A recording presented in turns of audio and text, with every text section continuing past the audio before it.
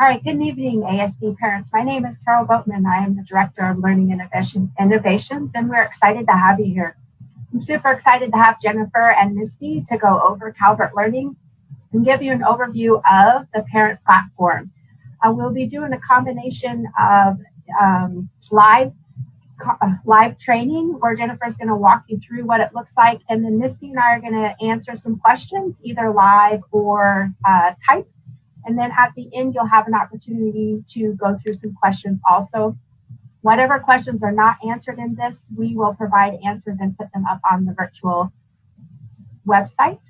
If you're not able to attend, or maybe you have a family or a family friend that you know is not able to attend, this will be posted on our ASD YouTube so that you can go back and access it again if you want to, or you can share it with other families. So at this time, I'm going to turn it over to Jennifer. Thanks so much, and it's a pleasure to be here with you today to share a little bit of information about our K-5 content. So in our session today, we will cover a few big topics that I'm sure you have some questions about. We're going to start by taking a brief look at the curriculum. We're going to talk some about the course structure, as well as look at some examples of content that's actually found in our courses. Then we're going to dive in a little bit more deeply and take a look at your role as the learning guide, that person that's there to support students from home, whether you're a parent or a guardian, grandparent, aunt, uncle, whoever's going to be at home with your student. You actually play a really key role in the virtual environment. So we're going to talk about your job and what that role might look like for you. And then we're going to take a look at the platform. We're going to walk you through the process of how to get logged in. And then we're going to do some general navigation so that you can start to familiarize yourself with what the day-to-day experience will be like within the virtual program through ASD. So to just get us kicked off and started, I do want to give you some high-level understanding of the framework that we use to build all of our courses for students in grades K-5 in math, science, English language arts, and social studies. All of the courses follow what we call this PLUS framework. The P in PLUS stands for projects. Students are going to be working on projects throughout the course of each and every subject area. Don't panic when you hear that students are going to be working on projects, parents. These are not the traditional projects that you think about where you have to eat 75 popsicles so that you have all the popsicle sticks, and then build the cabin, and then build the diorama. But what these projects are is that they're opportunities for your students to be actively engaged in the content. We know that for students in grades K-5, that providing them with active learning opportunities are really going to be key to their success and in their level of engagement within the content. And so these projects are designed to build that engagement for them. They're designed to really provide them with some real world applicability, something that they can connect their learning to in the world around them so that it makes it more meaningful. And in order to do those projects, there's a lot of learning that needs to take place within the curriculum. And so you'll find within each and every course lots of active learning opportunities for your students. It's not just about clicking through pages in a textbook or watching a video or playing a game. We're actually going to use all different types of modalities to reach your students' individual needs. You'll find some textbooks, some digital textbooks within the content, as well as some great third-party resources like BrainPop and Discovery Education streaming, but you'll also find examples of virtual labs in science. We'll use digital manipulatives to help make math come alive for your students within our math courses. And we'll also then give your students some opportunities to get some hands-on practice with what they're learning within the content. These are all ways to really get students' minds activated in the learning process. The U in PLUS stands for Use, and these are actually assessments that are built into the courses. We call them Use for Mastery assessments, and what they are meant to do is they're meant to help your ASD teacher really kind of dig in and see if your student has mastered the different skills and concepts that are taught within the curriculum. So the use for mastery assessments are going to be a little bit more open-ended for your students, but we're going to ask your students to focus in on transferring their new understanding to new situations and scenarios within the assessment. There really are a great measure of whether or not your students understand the content within the learn components of our framework. And finally, the S in plus stands for show. And you'll notice that the S and the P, they're the same color. And that's because these two lesson parts go hand in hand with one another. The show lessons are chances for students to work on their projects iteratively throughout the course of a unit. And it gives your students a chance to show their progress to their teachers so that they know that they're on the right track with those projects. And then at the end of a unit, students have the opportunity to do a final show where they get to submit that final project to their teacher for grading. And it's a really great way for your students to have that sense of pride and ownership in a job well done as they complete and work through those projects. Speaking of projects, there are a few screenshots here of some projects that we have built into the courses. I do, though, want to underscore the fact that these projects are not the main component of the curriculum.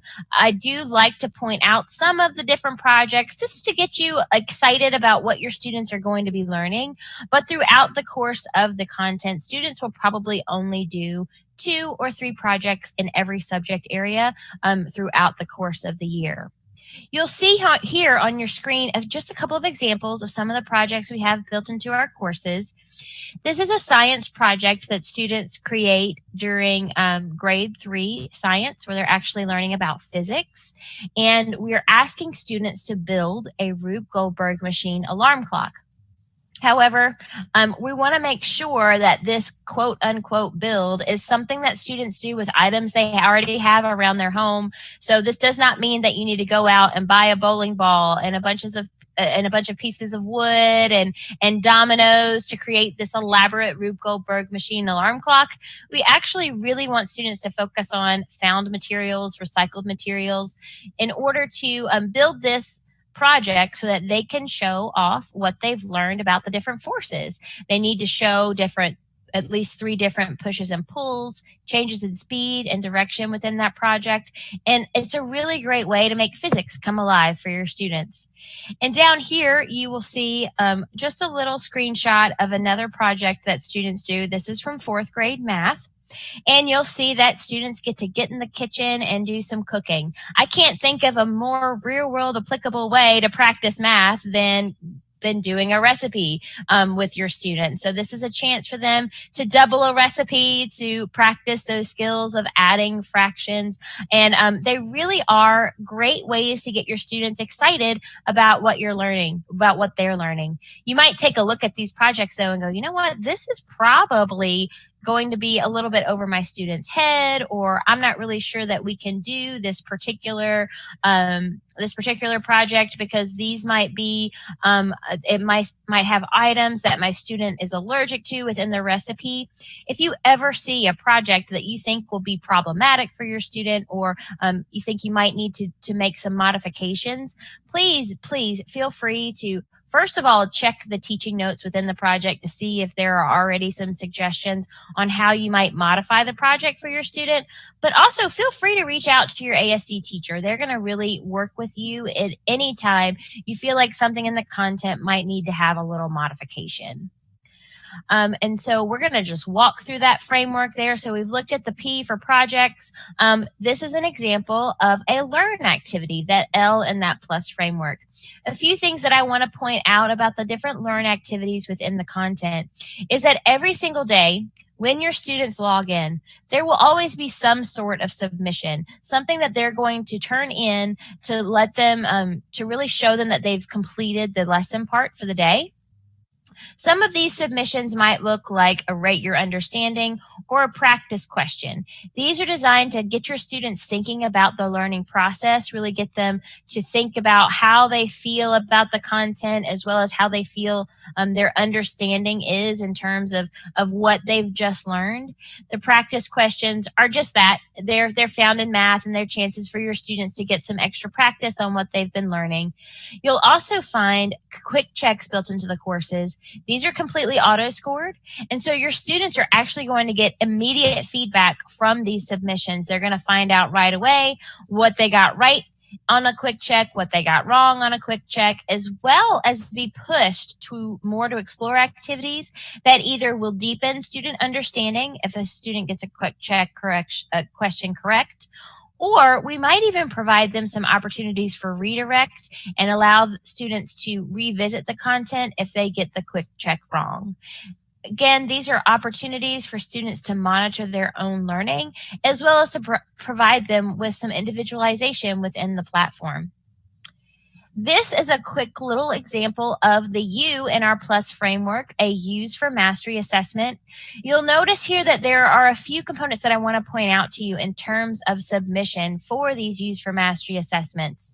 In English language arts in particular, these U's for Mastery assessments are almost always going to be open-ended, meaning your students need to come up with ways to communicate their response to their teachers. And you'll find with every single Use for Mastery that your students have the option of either typing in their response or uploading a file. Students might find it easier to upload a file, especially if you have a younger student or students that are working at the beginning of the year and they're just getting used to a digital platform.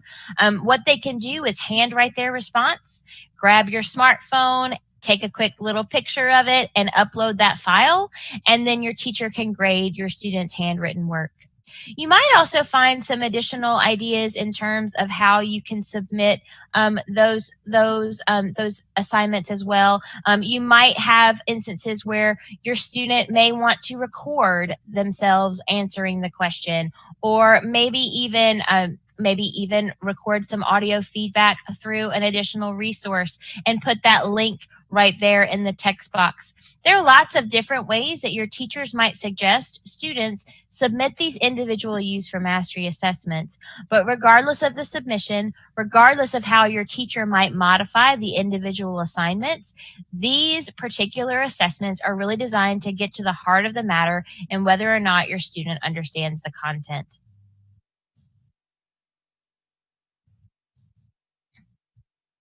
And finally, kind of focusing in again on that PLUS framework, we're at the S for show. And this is just a quick little screenshot of what a show lesson will look like for your students.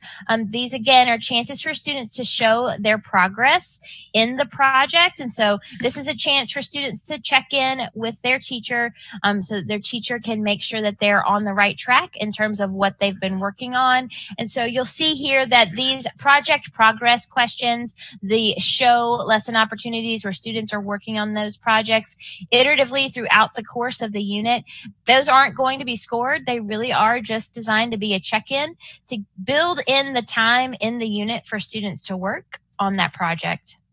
And then this is what a final show might look like in terms of submitting that final project.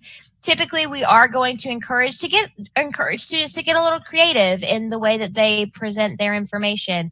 You'll see here on this particular submission that students were actually working on a project where they needed to design something that would keep an egg safe in a collision. And so they were researching different materials, putting together their plan. No build was necessary. It really was just a plan, like a blueprint. But we did give your students some ideas about ways that they might want to present this material. Maybe they want to create a presentation through Prezi that's a little bit more interactive. Or perhaps they want to use a resource like VoiceThread to give them the chance to speak about their particular project submission here. We really want to give students that freedom and flexibility to really explore the content in a new way and do these projects in ways that really make sense for them. In terms of the general course structure, every course, again, is going to follow that PLUS framework. But within each course itself, you will find units in every subject area. And then these units are broken down into lessons and lesson parts. Within every single unit, there will always be a unit quiz at the end of that unit. These are summative in nature, and so these quizzes are going to cover everything that the student learned within that particular unit. You'll also see that there will be projects built into the courses. They do happen, again, approximately 2 to 3 times per subject area. You'll also see within those courses lessons. And so these lessons are broken down into lesson parts. At the end of every full lesson, students will always take a Use for Mastery assessment. And then those lesson parts. So within the individual lesson parts themselves, again, there's always going to be some sort of submission, either a quick check, a rate your understanding, or a practice question. And these are designed to show that those individual lesson parts are complete. And here's just a quick glance at a course outline view of one of our courses. And so you can see right here, and we're going to look at this in more detail when we jump into the platform in just a second, but you'll see a really high level overview of everything that's included in the course. For this grade 1 English Language Arts course, there are 5 units. 2 of those 5 units have projects that students will work on, and the entire course itself is made up of 185 instructional days. And then this is a quick look at how long or how many days are involved in each and every unit within the course. Now I want to talk a little bit about the role of the family in a virtual learning environment, because this obviously is very different from maybe what you've experienced in the past for school for your student. And so it's important to point out a few key pieces of information in terms of what your role is in your student's life in a virtual environment. The role of the family is very important for these students that are working remotely, because they're not going to have their teacher there for them every second of the day providing direct instruction like they would in a traditional classroom. So you're going to have really great, thorough lessons that give you step-by-step instructions on how to support your student through the content. But ultimately, it will be your responsibility as the parent or guardian of the student to make sure that they know how to get logged in each and every day, to be there to answer questions as they're working through the content. And if you have a younger student in grades K1 and 2, you're actually going to be providing some direct instruction for your students. So as your student in kindergarten learns about the short A sound, you're going to need to be there with that kindergarten student to help them sort that out and figure out, what does the short A sound like? How can I identify it in words? How can I use that sound to blend to read a word? While we're going to walk you through that entire process, they are going to need you as the learning guide or the parent support person there to help support them as they go through that content. But as I mentioned, you are fully supported in that role as a learning guide. Within the content embedded right at point of use are very thorough, detailed teaching notes. And what these teaching notes are going to provide you as that support person from home are general information such as answers to daily work, tips and suggestions on how to support students that might be struggling. Also, ideas and ways to challenge and extend students that might need that extra push to kind of move them forward a little bit farther and faster. You'll also see instructional support videos as well. These are designed specifically for math to help support you as you're working with students, thinking about especially learning how to solve word problems. These instructional support videos are for you to help prep you for the lesson content before your students even get to them. All of these teaching notes are embedded in the content, in the curriculum, right at point of use, and they're going to be a really great resource for you. In addition to those teaching notes, you also will find in the platform, I'm going to point it out to you in just a moment, are student and parent success zones. And what you find in these success zones are really great how-to videos, as well as some user guides that are really designed to help support you and your student as you are going through the courses. We'll also continue to come alongside of you as a curriculum provider to help provide you with additional support through parent webinars. And we also have a very thorough technical support team that's always available to help you if you're ever in the platform and you see a link that may have moved, or perhaps there's something within the content that doesn't look quite right. Maybe it's a lesson that might not be formatted properly or something like that. Obviously, we try to find all of that before the content goes live, but there's a lot of lesson parts within our curriculum. So if you ever find anything like that, please feel free to reach out to us, to our technical support team. They'll get those issues resolved right away. You can always reach out to them at support@edmentum.com. Or you can also give them a call and let them know that there are some components of the content that might need a little extra attention. And so in terms of what your experience is going to be like when it's time to get logged in, the first thing that you will find is that you will receive login credentials. You may receive these login credentials directly from your district. If you do not, you might see an email that provides you with your username and password. But this content is going to be delivered to you directly so that you know exactly how to get logged into the platform. The login screen looks like this. The URL is login.maestrosis.com. And so I do think it's a really great idea to bookmark this page. And here is the page live. I'm going to go ahead and drag this over. And we're going to go ahead and jump in as a student. We're going to start by looking at a student account. I'm going to give you a really quick walkthrough here so that you also have time to ask some questions and we can get some questions answered. But you will receive, again, a username and password that's assigned to your student. You plug those into the login screen, click log in. And when you first get logged in as a student, there are a few things that you'll notice right off the bat. First of all, this initial dashboard page is going to give you a really nice section of information that is provided by your teachers. So your teachers can put in announcements right here. And you'll see teachers use this announcements area for lots of different reasons. They might, at the beginning of the school year, perhaps provide a little welcome message for you to kind of help get you acclimated to the platform. As the year progresses, you might see your teachers provide some tips on how to kind of keep track of your daily schedule. They might even get as detailed as to providing you with a list of the lessons that you should complete each day, as well as some video tutorial resources, things like that. So keep an eye on this announcements page, this announcements section, each and every day when you log in as a student or as a parent. Some other things that you'll want to notice and take note of when you first log in, there's also an internal messaging system built into the platform. And so this is one way that your teachers might communicate with you throughout the course of your school year. They will let you know, your teachers will let you know their preferred method of communication.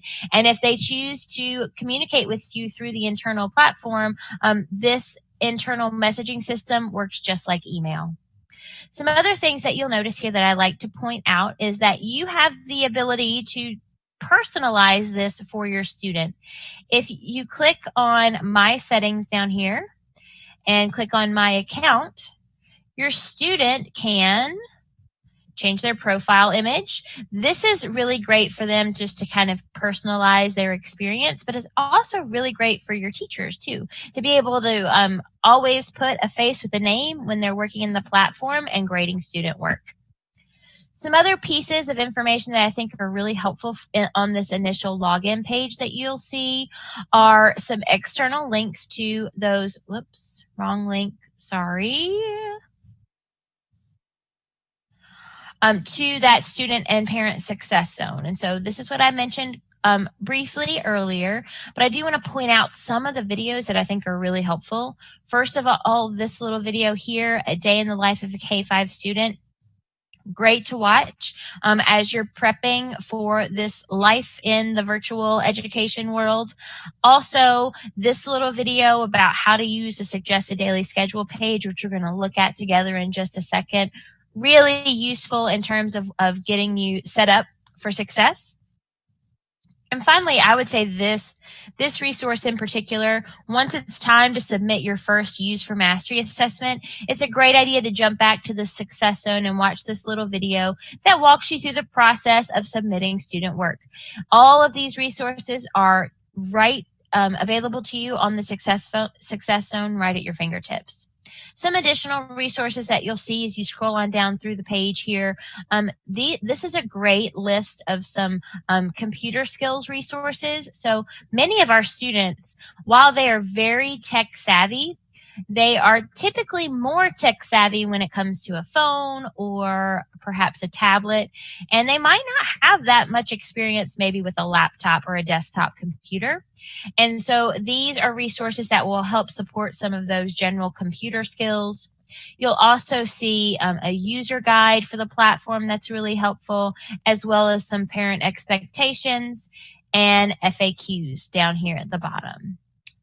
In addition to the student-facing Success Zone page, there is also a parent-facing Success Zone page. And I would say the most useful resource here on this page is really this quick little video that goes into detail about your role as the learning guide in the virtual platform. So beyond those general Success Zone tips here, when your students get logged in each and every day, after checking those announcements and checking their individual messages, really what they're going to use this main platform here is to use it to log in and then use it to gain access to their actual content. So you can kind of think about this as your login page, your initial launching point, and then when it's time to get started on your lessons, if you scroll down, you'll see every single subject area listed here.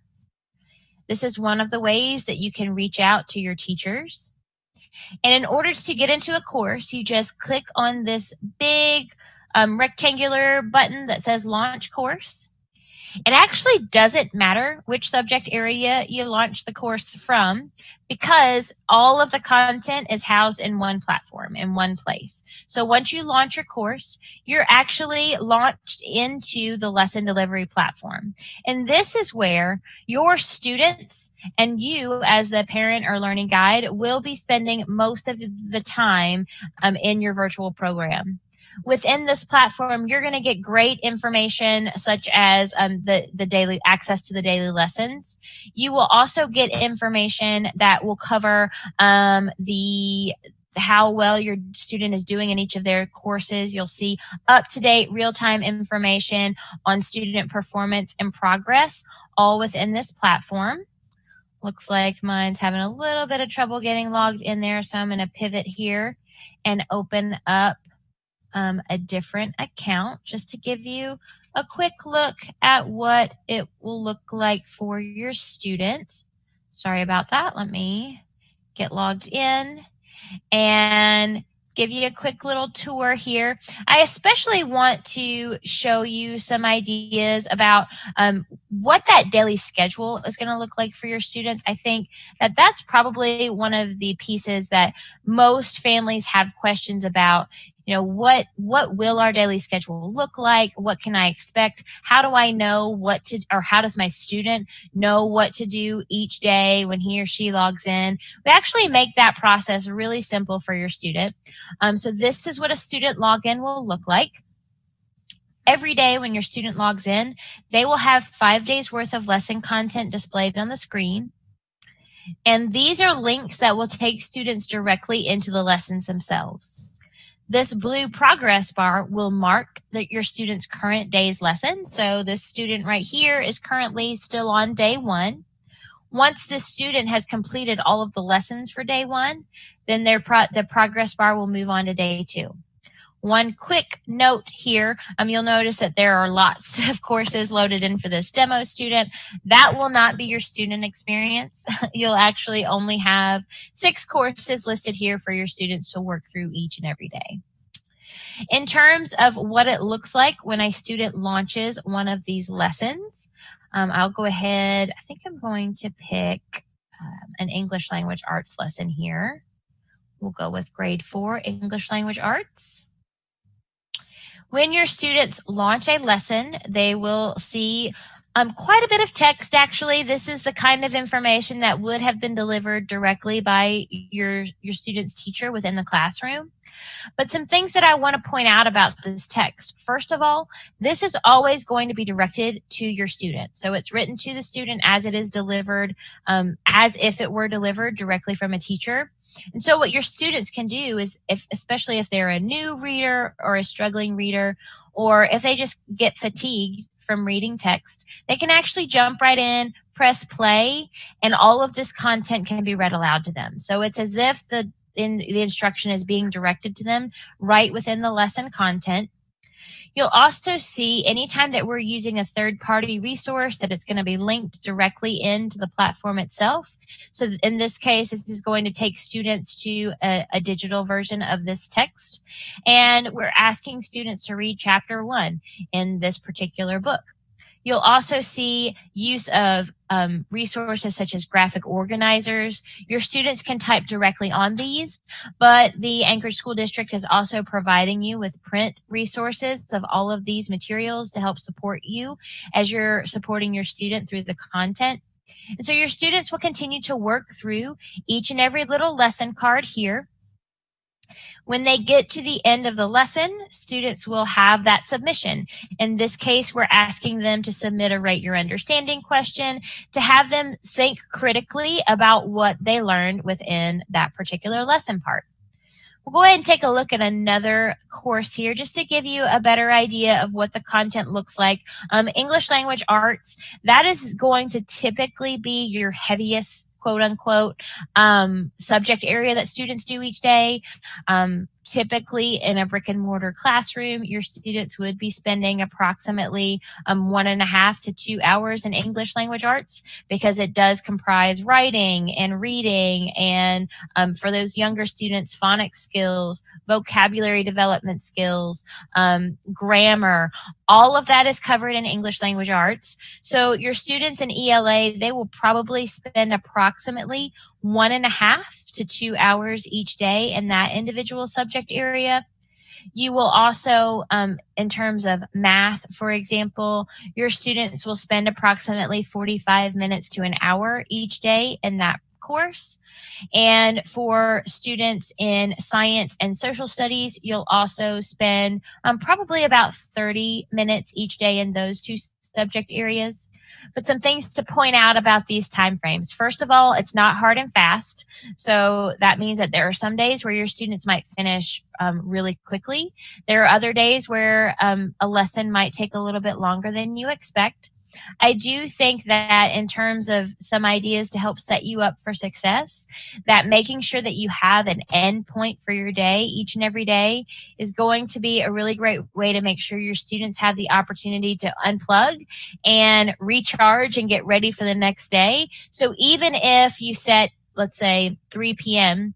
as your end time each and every day, if 3 p.m. comes and you haven't quite gotten to every lesson or every part of each lesson that was assigned for that day, it's okay to go ahead and stop and pick up your lessons tomorrow when you log in, because you don't want to overwhelm or overburden your student, especially when they're first getting started.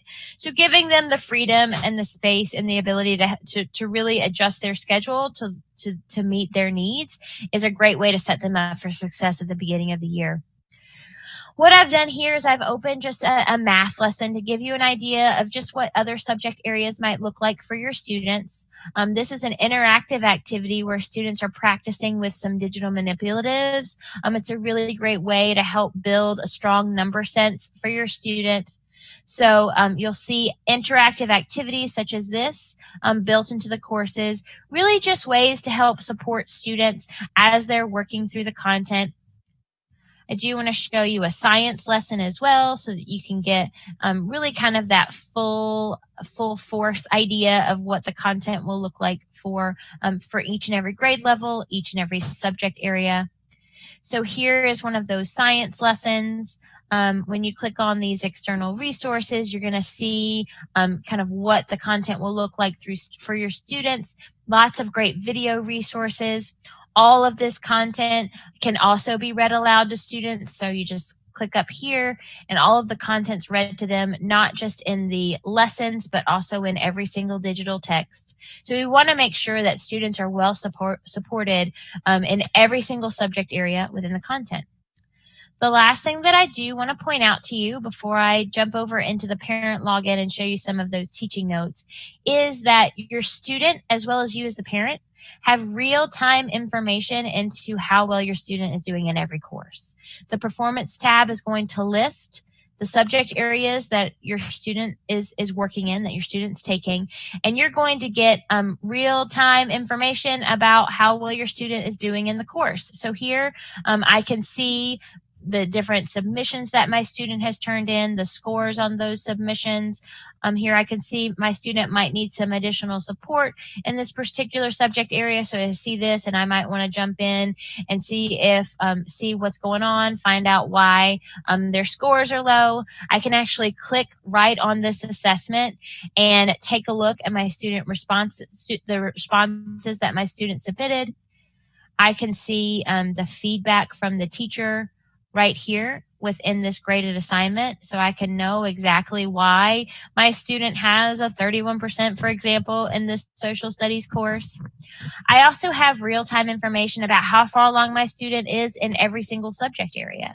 So if I take a look at this progress tab, I'm actually going to see little percentage bars that lets me know if my student is on track. So if my student's progress bar is green, that means that my student's actually a little bit ahead of the game. They're a little bit ahead of pacing. If my student's progress bar is gray, that means they're on track. And if my student starts to fall a little bit behind, the progress bar will turn red as an indication that maybe we need to do 2 lesson parts in a day in that particular subject area to help get my student caught up. You also have real-time information into student attendance. So each and every day when your student logs into the platform and they do work within the platform, that day will show up with an underline. If you click on that day, you can see all of the lessons that your student completed. In a very traditional sense, students will typically complete 1 lesson part in each of those 4 core subject areas every day of math, science, English language arts, and social studies.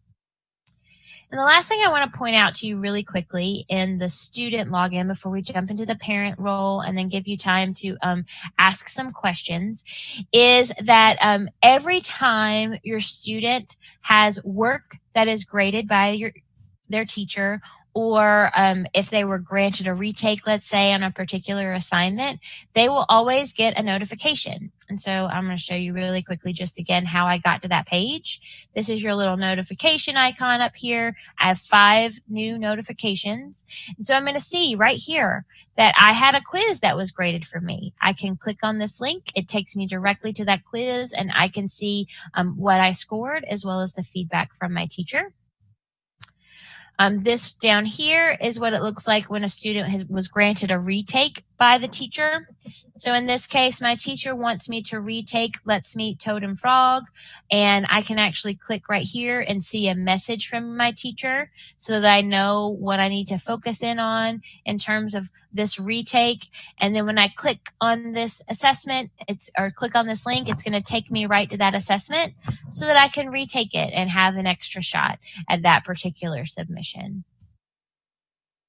So I'm going to go ahead really quickly and jump over to the parent login here so that I can point out that really wonderful resource that's available to you as a parent, and that would be the teaching notes. These teaching notes, again, are going to be sort of like your lifeline in terms of ways that you provide your students with support as they're working through their daily lessons. They're going to give you really great resources in terms of what do I do if my student is struggling on a particular concept, or what do I do if I'm not really sure about how to teach or support my student through this particular lesson.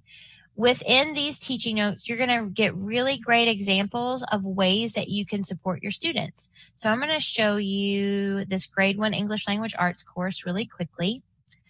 Again, there's that course outline view that I showed you in our little slide deck. Here's our courses, the way they're broken down into units, lessons broken down into lesson parts.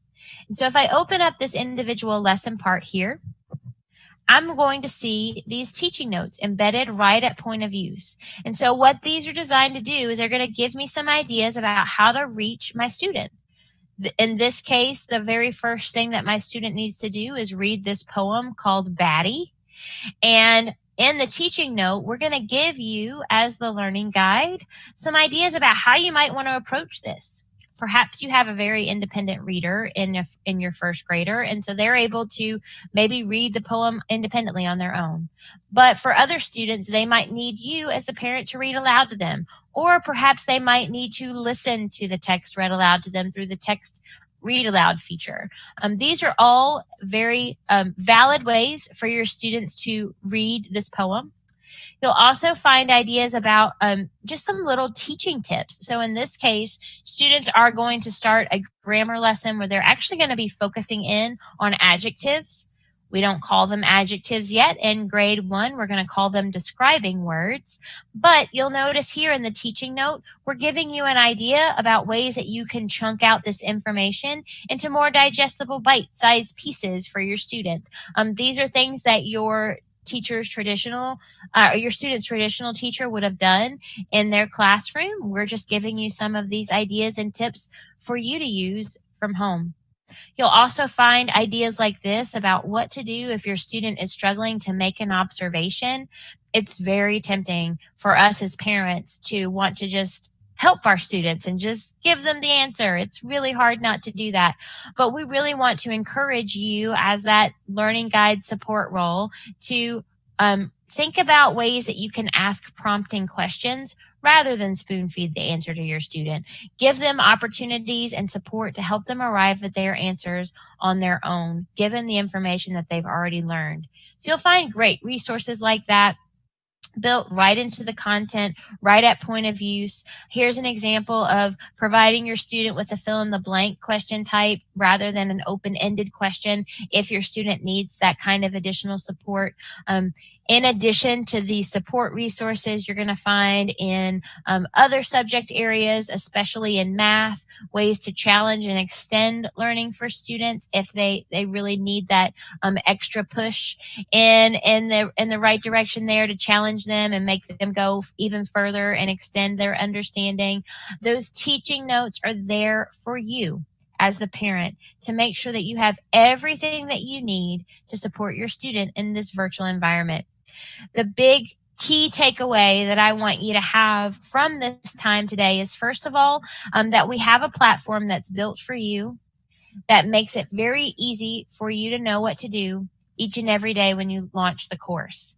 Once you launch that course, you know exactly where your student needs to pick up in terms of the daily lessons that they should work on. I also want you to take away the fact that you are never in the dark about how well your students are doing in their courses. You always have real-time, up-to-date information about your students' performance and progress in every single subject area. And so you have that great insight. And so you know as the parent where your student might be struggling or where they're really excelling. And having this information available to you as you're working with your student from home is invaluable because it really helps you design your time so that you're making the most of those hours that you're working with your student through the content. And then finally, I want to leave you with that last little piece of information that lets you know that you're never alone. These teaching notes are there for you to help support you as you're walking through the content with your students. But more importantly, beyond these teaching notes, you have a wonderful educator in your corner as well from the Anchorage School District. These teachers, I worked with them all day today and in some professional development training sessions with them. They are so excited to be working with your students. They're really excited to be able to provide different and new, unique learning opportunities for each of the students that are participating in the virtual program. And to have that educator in your corner is going to really, truly set you up for success in this virtual environment. So now we're going to take some time for some questions. Misty and Carol, do we have any questions that we should address in this open forum this evening? Jennifer, can you talk a little bit about electives and specifically how PE works? Sure can. I do not think I have any electives built into this demo account here. Let me see. I do. All right. So here is grade 2 PE. So for the electives for students in grades K and 1, they will have access to PE and health. And for students in grades 2 through 5, they have access to art and PE. Students in grades K and 1 are going to be doing art in every subject area, especially in those projects. So we're going to focus in on health and PE for those students, and then art and PE for the rest of the grade levels. You'll see right here that this is what a physical education course looks like. Each of the courses will follow that same general format. We are going to encourage students to keep an activity log. So that's a key component to these PE lessons and to the PE course itself. We encourage students to make sure that they are getting some type of movement in every single day, at least 4 days a week, 30 minutes a day. And so they're going to keep track of all of that in their activity log. So here's an example of that activity log here. And so in terms of how often students will do these electives, typically they only show up in that suggested daily schedule about 2 days a week. So 2 days of PE, 2 or 3 days of PE, and 2 or 3 days of art or health. And so they are going to take the lessons themselves will probably take about 15, 20 minutes. And then for that physical activity time, again, here's just that quick little rundown. We're looking for students to try to exercise about 120 minutes a week, which calculates out to about 30 minutes a day, 4 days a week. If you have students that are playing sports, you can use this time. You can use that sports time as part of their exercise for the week. And we are going to ask them to keep that activity log, and that is something that they would be submitting for review by their teacher. But the electives, they're built right into the courses, and they do follow that same general format of units with lessons that are broken down into lesson parts. Thank you, Jennifer. Lots of questions about IEPs. Jennifer, if you could just kind of address how an IEP would work with this curriculum, and then Carol may want to jump in with more information as well. Absolutely. So for students that have IEPs, we want to make sure that we fully support any of those accommodations that are outlined in your student-specific education plans. And so what you'll find in the content is that there are actually some resources already embedded and built in that you as the parent can take advantage of in terms of providing students with extra support, providing students with alternative ways to submit assignments. Also, thinking about many times an IEP might require or suggest that students have modified work time and maybe frequent breaks, things like that. Some of those types of accommodations that you'll find in your student's IEP would be things that you could easily implement from home, based just simply on the fact that you're working with your student remotely. Some other components, though, to a student's IEP, you might find you will need support from your teacher to make some of those accommodations. Maybe your student has modified assessments or things like that as something that's out in terms of something that's outlined for their individual accommodations and modifications. The ASD teachers are prepared to provide you with that support. We actually talked a little bit today about ways that teachers can individualize the content for students and provide them with alternative assessments as well as alternative gradable activities to help support their individual learning needs. Carol, do you have anything to add about that? I also would like families to know that your special ed teacher that you have for your student at your home school, at your neighborhood or choice school, will be working with the virtual teacher to help implement instruction and provide supports also. So they'll help with best ways that your student learns. And you get to do that also when you have those meetings and contact times with the teacher. I think Jennifer did a good job of just talking about how Calvert Learning has a lot of those modifications and accommodations in place. And then yourself and the virtual teacher will work together to determine what would be the best way to go through the content. It may be adjusting what the requirements are. It may be adjusting the actual grade level, but those are all options, and you will get to do that in a team approach.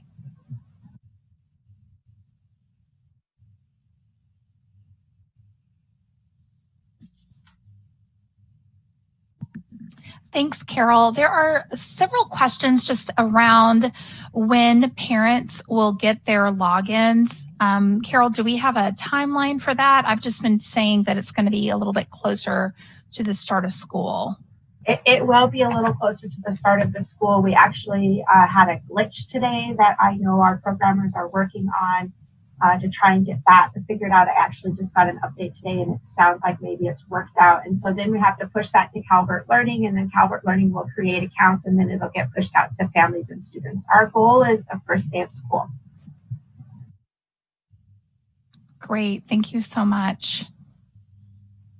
There are several questions, Jennifer, about families with multiple children working on Calvert. Can you talk a little bit about how that could best be managed, or how maybe just finding a schedule that would work for maybe 2 children or 3 children that are within a family? Absolutely. I would say that is a very common situation, actually, where families are working with multiple students from home within the platform. And a few general suggestions that I like to point out is definitely staggering your start times.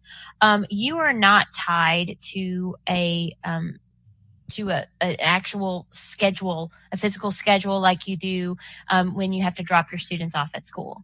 And so you can stagger start times for students. Typically in your family, you're going to have at least one early riser. And so getting that student up and running and started while your other students are kind of dragging themselves out of bed or maybe doing their morning chores is a really great way to help make sure that student, that first student that you start with, has some one-on-one direct instructional time with you as the parent, but also it gives you a chance to kind of give them that checklist for the day. Let them know exactly what they need to do. If you have multiple students and one of those students is kind of on the younger side of things, definitely you're going to need to have some time carved out to really work with them, especially in English language arts.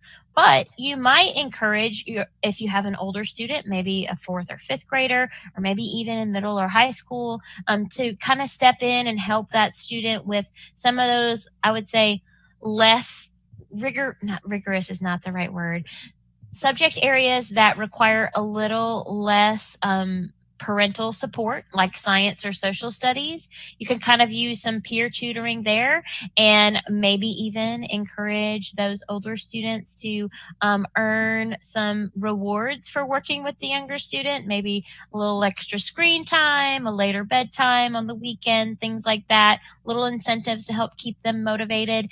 And then I'd also say, I think it works really well to do sort of like a rotation. So your students will have using that staggered start time as a way to help build some individualized time for your students. But also, maybe while you're working with your oldest student, your younger student isn't even working in the content directly. Maybe they're working on some chores around the house, maybe making the beds or unloading the dishwasher, and then you switch. And so then it's time for you to work with your younger student while your older student is doing some chores around the house. I love to point that out because for me as a mom, making that as a structured part of my day is like, yes, because I know that I'm going to get some things done around the house. But I also know that I'm really setting all of us up for success by putting us on a schedule and making sure that I don't have idle hands, that I don't have students that are sitting around doing nothing while I'm working with with their brother or sister. I'm actually making sure that they are staying focused on something while they're waiting for me to do some direct instruction with them. We actually also have a webinar that we'll do a little bit later in the year too, that really digs into some other ideas like those that I briefly mentioned to help support you as you're working with multiple students from home. That's great information. Thanks, Jennifer. We're having lots of questions about making sure that as parents that you all will, have access to your accounts and enough time to be able to prepare.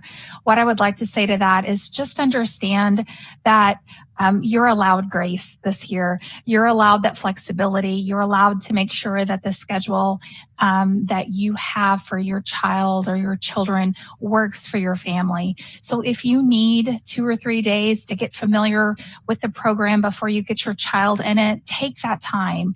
We want you to be comfortable with the platform. We want you to be able to guide your child through the platforms. Certainly allow yourself as well as your child some grace and some flexibility. It's okay if you're not starting off with a bang and racing through the platform on the very first day of school. You're not going to be behind. It's perfectly fine. There's lots of time to be able to make sure that you are catching all of that good information and covering all of the good parts of Calvert. So hopefully that will make you all feel a little bit better with that.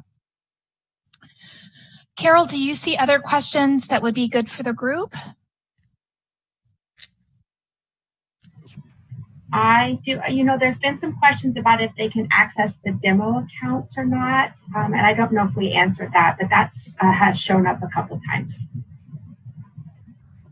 Absolutely. We have demo accounts that we will make sure that Carol can send out to you all as a follow-up. So we will, or she will post those somewhere where you all will know where to get them. But absolutely, we will give you access to be able to get in and to dig around. And that will also give you some valuable time to become familiar with the platform. That's a great idea. And when those get sent to me, I will post them on the ASD virtual website so parents can go in and access them.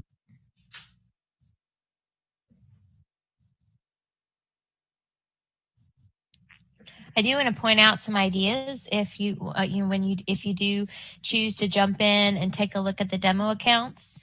Taking some time now before your student gets started to go through thoroughly the Welcome to Calvert and the Getting Started lessons for each subject area. The Welcome to Calvert lesson is really the same for every subject, so you just need to go through that one once. But the Getting Started lesson for individual subject areas, chock full of information. So you're going to really learn about how we suggest that for each subject area. For example, we think that your students should have like a notebook or a section in a binder so that they have a place to record their notes and ideas. We'll refer to the English Language Arts Journal quite a bit because we're going to really have students think about and brainstorm ideas in that journal. So little things like that we're going to cover in those Getting Started lessons. And so they're going to give you as a parent some ideas about how you can help provide your students with some resources to make sure that their school year is successful. Carol, do you mind giving out the website that you just referenced? There's lots of questions that popped up about just wanting to know what that website is specifically. It's the ASD virtual program. So if you just Google ASD website, And then you'll go to school start, and then it'll take you to the ASD virtual program, and we have an elementary tab. And under that elementary tab is where we will post the videos. I'll send out a link through Blackboard also. So once those videos are posted, I'll send out a Blackboard communication like I did about the parent meeting. So, and I'll provide a link in there. That's great. And we are just almost to the hour. Carol, are there any final words that you have or any other questions that you would like to answer in the last few minutes? There is a couple things about courses. So school does start on August 20th, but I would like to just really kind of piggyback onto Misty about just giving yourself some grace. This is a new learning platform, so you may need to get yourself oriented before you get your student in there and get oriented. There's no set schedule about you have to do a lesson on this day or on the first day of school or anything. You get to set that schedule. So I know you're wanting to get access to the accounts and stuff, and we're working as fast as we can to get those out. Also, there's been a lot of questions about the virtual teachers. Please know that we have been scheduling virtual teachers as fast as we can, and some teachers still don't have access to their students, and some teachers do. So you may have had some communication with a virtual teacher if you have a couple students in your family, and maybe not, but it is coming, and they will be reaching out in the first week to touch base with you, to see how orientation is going. They're going to send out communication about how to get started. So that's all coming. This training has been recorded, and we will post it. We'll put it up on our website, and I'll include that link in the Blackboard training. I'd like to say thank you for Jennifer and Misty for being here and providing this training. I hope we were able to answer several of the questions and provide just a good look into what Calvert learning looks like and what it will provide for you and your student.